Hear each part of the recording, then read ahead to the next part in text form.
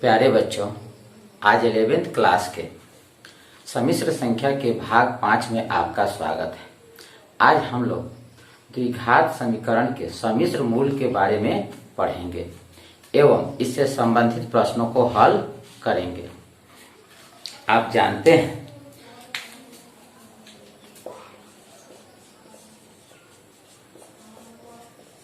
द्विघात समीकरण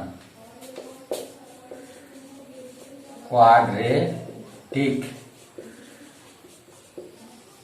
इक्वेशन के वास्तविक मूल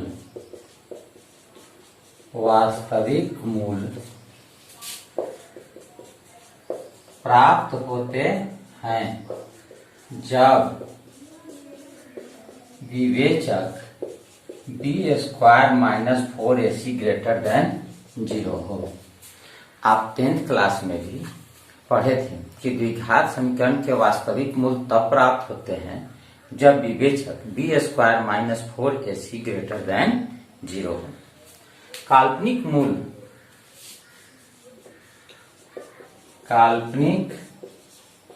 मूल या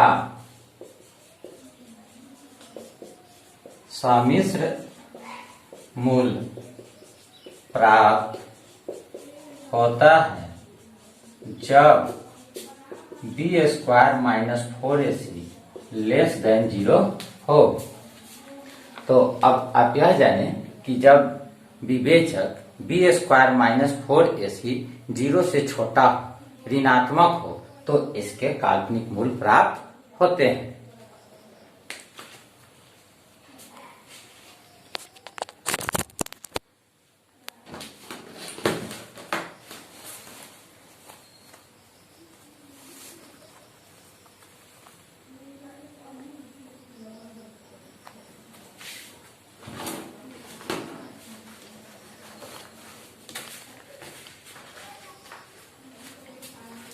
चूंकि ax² + bx + c = 0 का हल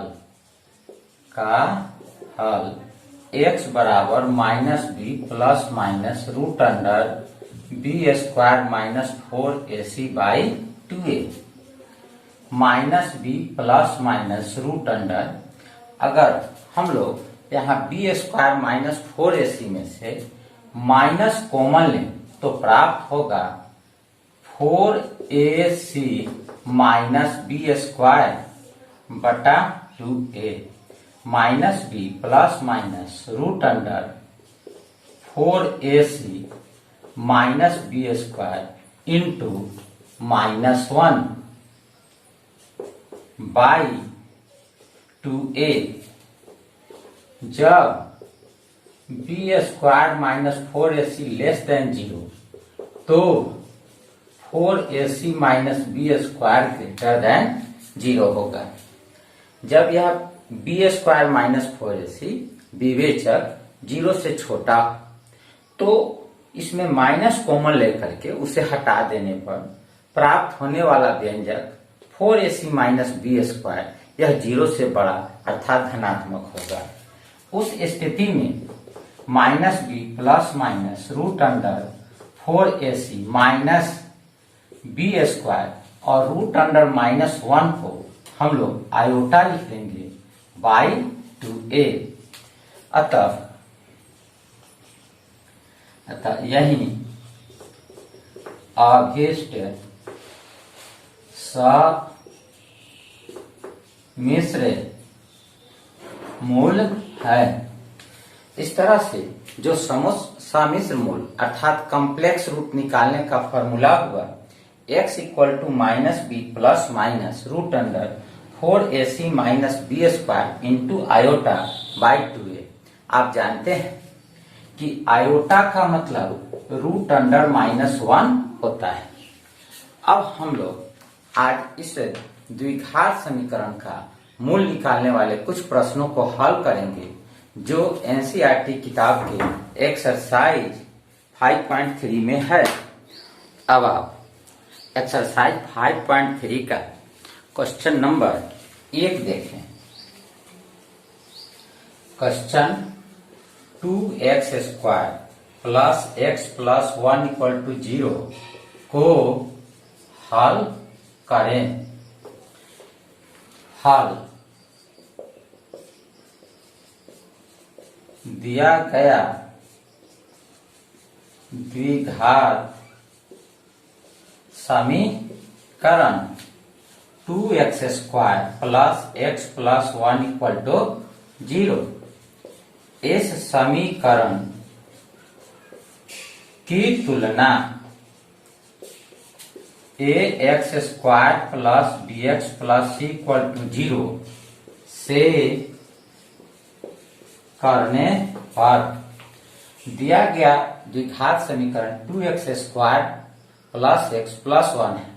इस समीकरण की तुलना हम लोग ax² bx plus c equal to 0 से कर रहे हैं।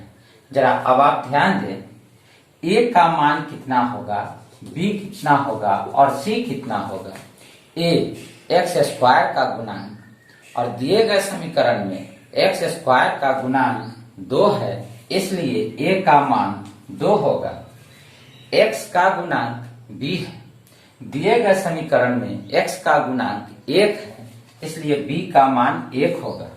और c अचर पद का मान भी 1 है। अब आप a b c ज्ञात कर लिए। विवेचक d बराबर b² माइनस 4ac, यहाँ b के जगह 1 रख दे, फिर 4, a के जगह 2 और c के जगह 1, अर्थात b² minus 4ac equal to आया 1 का स्क्वायर माइनस 4 इंटू 2 इंटू 1। तो जरा सोचिए यह क्या होगा, 1 का स्क्वायर 1, 4 इंटू 2 8, मतलब 1 घटा 8, तो यह आया माइनस 7। अब आप सोचिए d कितना हुआ, लेस देन 0, इसलिए सम्मिश्र मूल प्राप्त होगा, अर्थात जो हम लोगों को मूल प्राप्त होगा वह सम्मिश्र संख्याओं के समूह में प्राप्त होगा। चूंकि x बराबर minus b plus minus root under d by 2a, यह फॉर्मूला द्विघात समीकरण को हल करने वाला फॉर्मूला है, जिसे आप पहले से जानते हैं। अब इस फॉर्मूला में b का मान रख दें तो b का मान 1, d के जगह माइनस 7, a के जगह 2, x बराबर माइनस 1 जोड़ घटाओ 7 गुना माइनस 1 बटा 4, माइनस 1 जोड़ घटाओ रूट 7 गुना रूट अंडर माइनस 1 बटा 4, माइनस 1 जोड़ घटाओ रूट 7। आप जानते हैं रूट अंडर माइनस 1 को हम लोग आयोटा से सूचित करते हैं, तो रूट अंडर माइनस 1 के जगह आयोटा लिख देते हैं और बटा 4, चूंकि root under minus 1 equal to iota. अतः x बराबर minus 1 plus root 7 iota by 2, अर्थात माइनस 1 जोड़ रूट 7 आयोटा बटा 4 एवं x बराबर माइनस 1 घटाओ रूट 7 आयोटा बटा 4। इस तरह से आप इस समीकरण को हल किए और इस समीकरण के 2 सम्मिश्र मूल प्राप्त हैं। जरा आप ध्यान दीजिएगा, यह दोनों सम्मिश्र मूल एक दूसरे का कंजुगेट होता है। अगर एक प्लस में है तो दूसरा माइनस में आएगा। तो आप याद रखें, कभी भी किसी भी द्विघात समीकरण के अगर सम्मिश्र मूल प्राप्त होते हैं तो वह दोनों मूल एक दूसरे के कंजुगेट होते हैं और एक मूल को देखकर आप दूसरा बड़ी आसानी से ज्ञात कर सकते हैं। ठीक है, क्वेश्चन नंबर अब 7 देखें। लिखा हुआ है रूट 2x² जोड़ x जोड़ रूट 2 बराबर 0 को हल करें। हल दिया गया द्विघात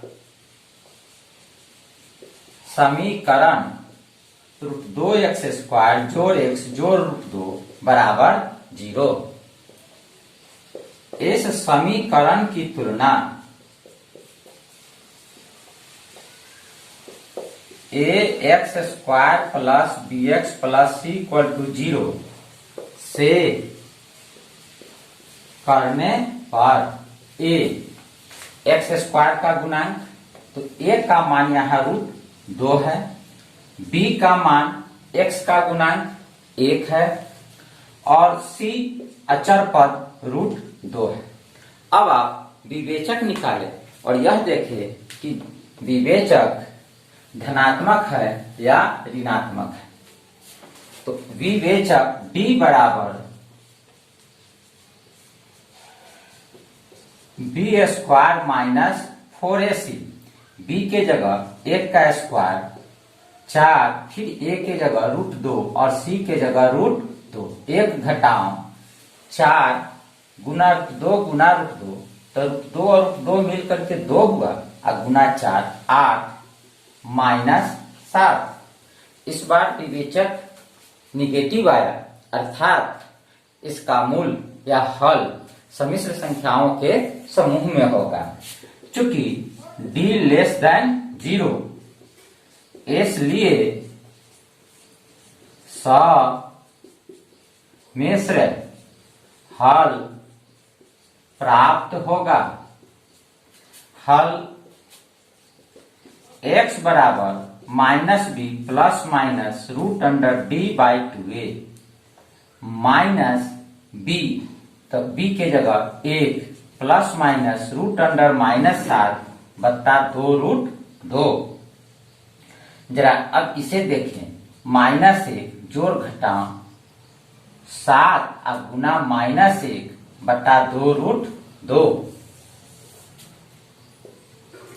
x बराबर -1 जोड़ √7 फिर गुना √1 बटा 2√2। अब जरा ध्यान दें, यह √1 कितना होगा? तो आप जानते हैं √1 को आयोटा कहते हैं, यह काल्पनिक संख्या है।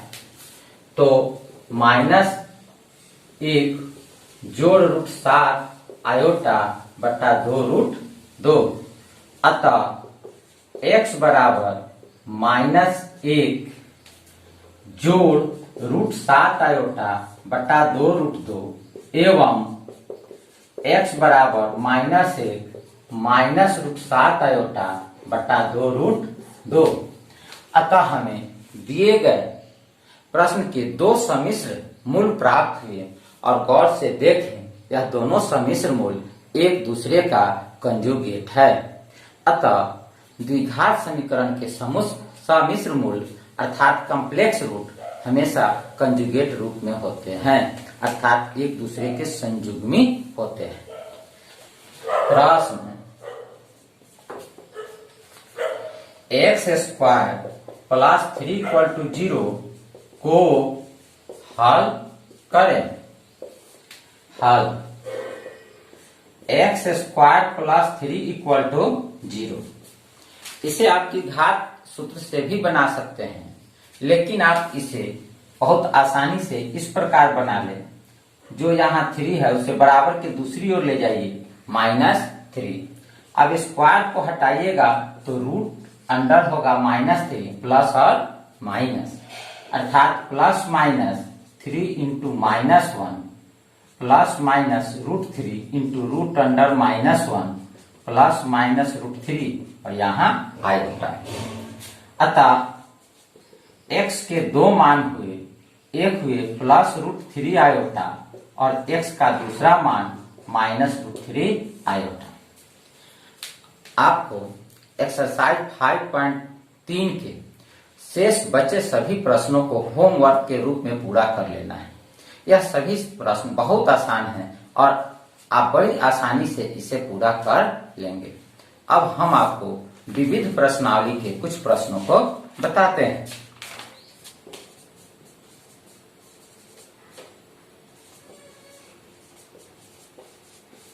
विविध प्रश्नावली 5।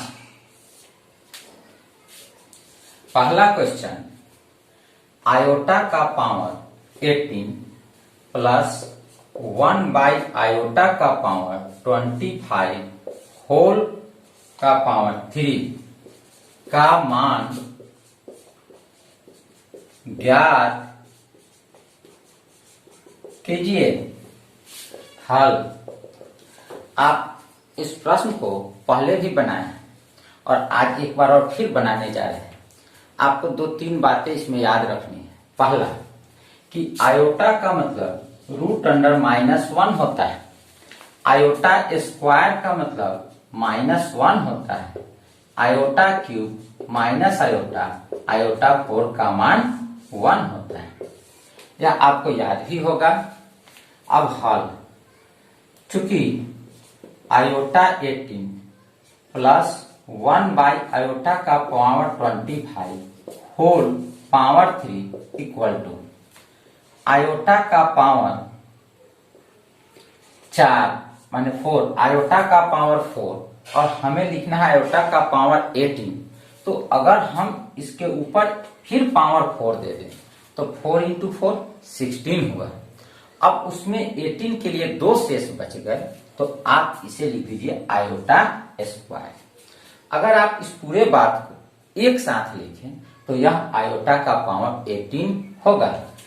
फिर प्लस 1 का पावर 25 1 और यहाँ आयोटा का पावर 25 और होल का पावर 3। इस आयोटा 4 के जगह आप कितना लिखेंगे तो 1 का पावर 4 आयोटा स्क्वायर के जगह -1 प्लस 1। अब आप आयोटा के पावर 24 को इस तरह से लिखे आयोटा 4 और फिर इसका पावर सोचे क्या लिखें कि यह 24 के नजदीक हो जाए। तो अगर आप 6 लिखते हैं तो 6 इंटू 4 24। तो अब 25 में से 24 घटा दीजिए, कितना बचा 1। तो यहां पर लिखना होगा आयोटा, तब जाकर के आयोटा का पावर 4 फिर इस होल का पावर 6 इंटू आयोटा मतलब आयोटा का पावर 25। फिर पूरे का पावर 3 1 का power 4 1 into -1 plus 1 by iota का पावर 4 1 लिखिए, इसका पावर 6 इंटू आयोटा और पूरे का पावर 3 -1 प्लस 1 बाई आयोटा और इसका पावर 3। अब आप यहां से आयोटा हटाने के लिए अंश और हर दोनों में आयोटा से गुना कर दीजिए। न्यूमरेटर और डिनोमिनेटर दोनों में आयोटा से मल्टीप्लाई करने पर -1 प्लस आयोटा बटा आयोटा स्क्वायर का पावर 3 -1 माइनस आयोटा का पावर 3। चूंकि आयोटा स्क्वायर का मान -1 हुआ जिसके कारण यह प्लस चिन्ह बदलकर माइनस हो गया है। अगर हम इसमें से माइनस कॉमन ले लें तो 1 प्लस आयोटा और पूरे का पावर 3 अर्थात -1 इंटू 1 प्लस आयोटा का पावर 3। जरा ध्यान दें, माइनस का पावर अगर आप 3 करते हैं 3 करते हैं तो वह माइनस आएगा, तो -1 और फिर 1 प्लस आयोटा का पावर 3।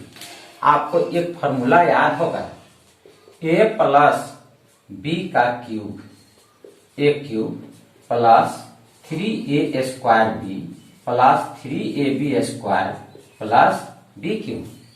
इस फॉर्मूला का उपयोग कर 1 प्लस आयोटा के पावर क्यूब को तोड़ दें और तब आपको दिए गए व्यंजक का मान ज्ञात हो जाएगा।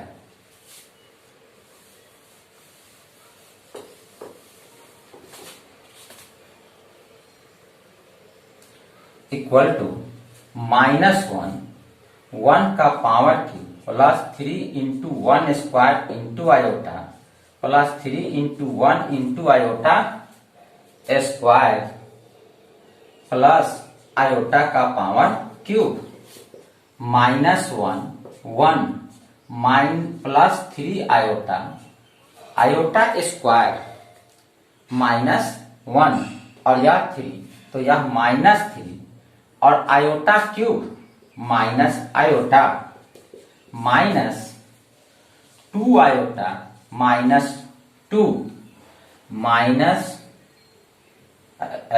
+2 आयोटा और -2 आप इस माइनस से गुना कर दें तब -2 आयोटा +2 अर्थात 2 - 2 आयोटा। अतः दिए गए व्यंजक का मान 2 - 2 आयोटा प्राप्त हुआ।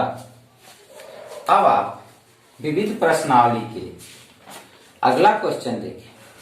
क्वेश्चन नंबर 2, किन्हीं दो सम्मिश्र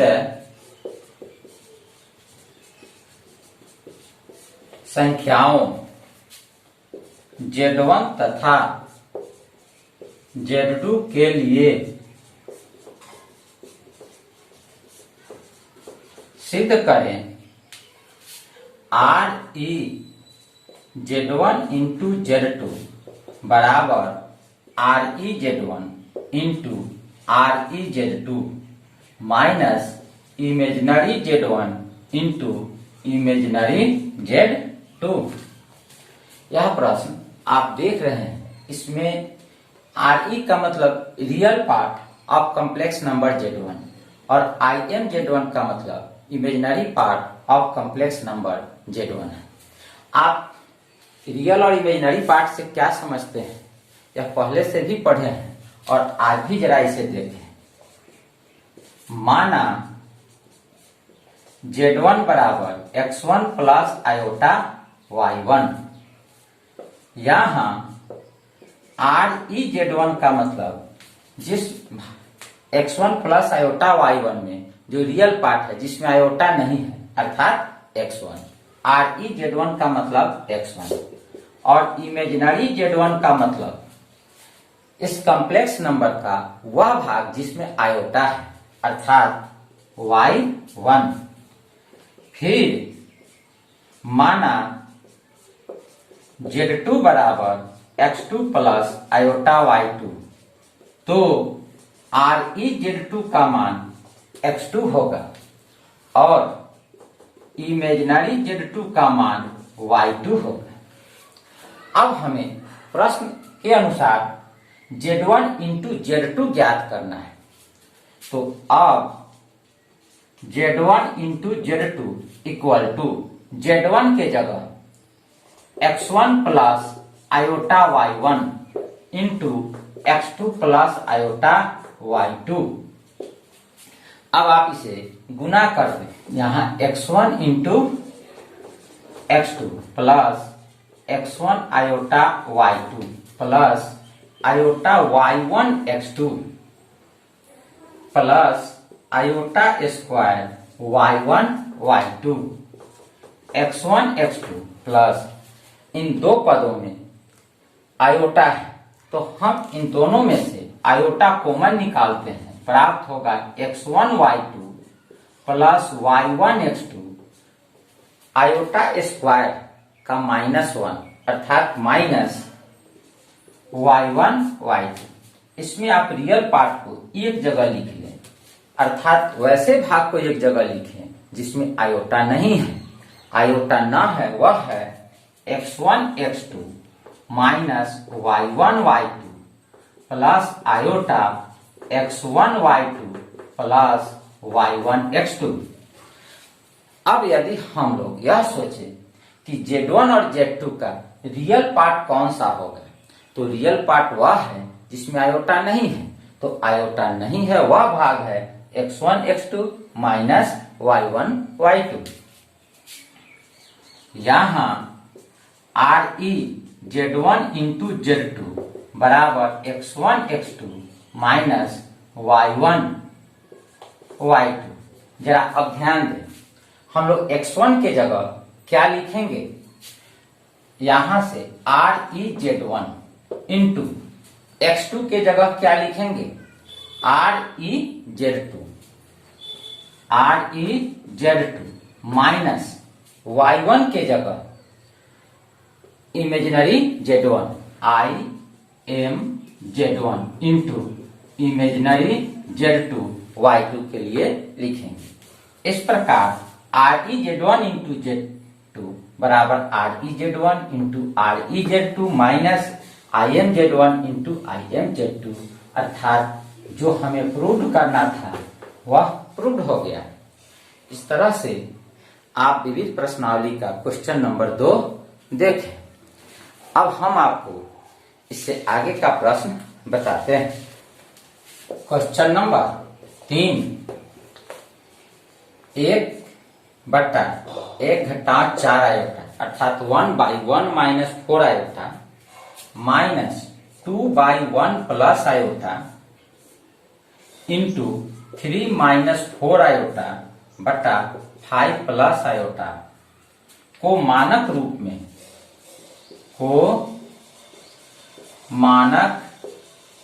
में परिवर्तित करें। आप जानते हैं सम्मिश्र संख्या का मानक रूप क्या होता है?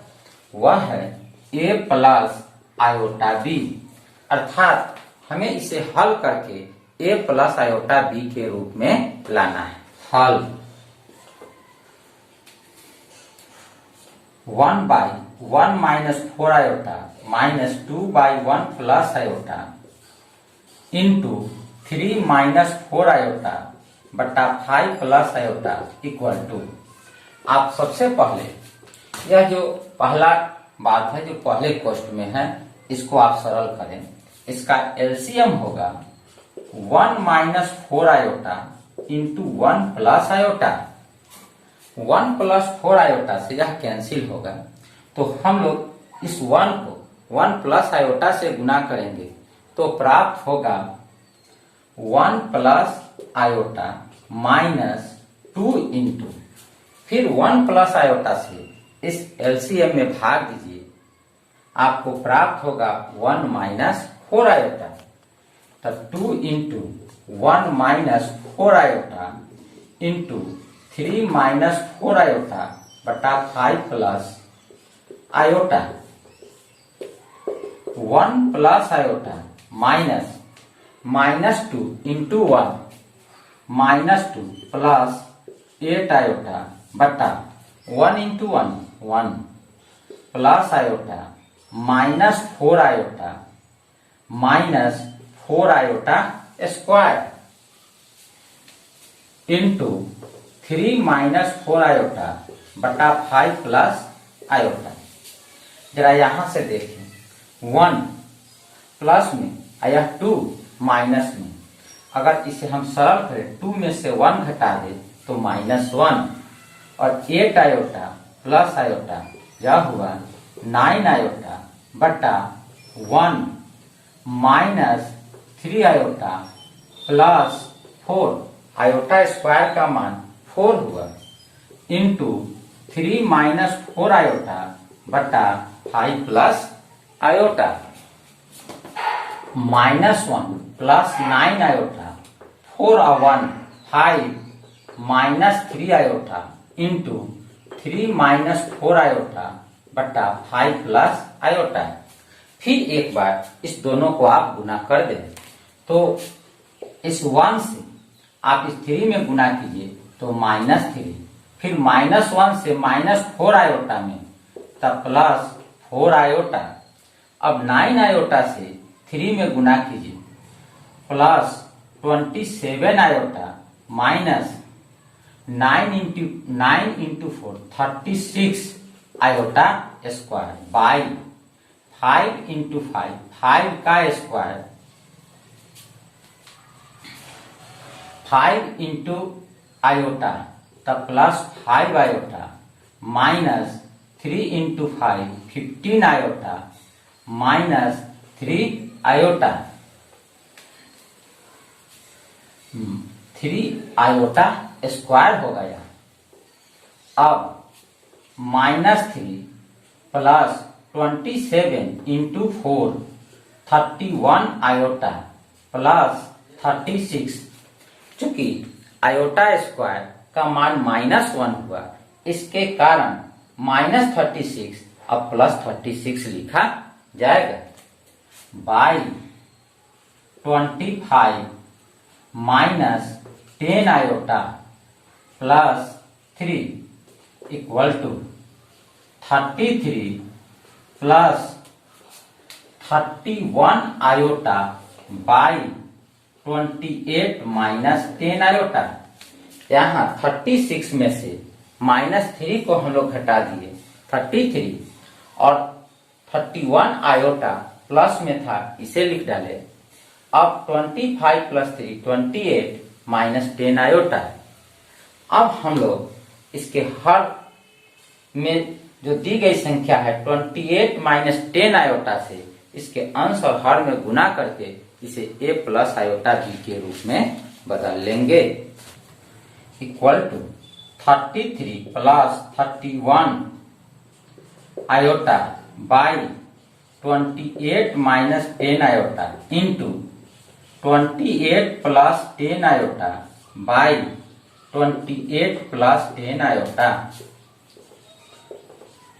अंश तथा हर में 28 प्लस 10 आयोटा से गुना करने पर अब 33 इंटू 28 बराबर 33 into 28 924 plus 33 into 10 330 iota plus 31 into 28 868 iota plus 310 iota square बटा 28 का स्क्वायर माइनस 10 आयोटा का square. 924 plus 8 9 11 1198 iota plus 310 iota square. तो आयोटा स्क्वायर की जगह अगर हम लोग -1 कर दें तो यह 310 बाई 28 इंटू 28 784 प्लस 100। अब आप 924 माइनस 310 यह होगा 614 प्लस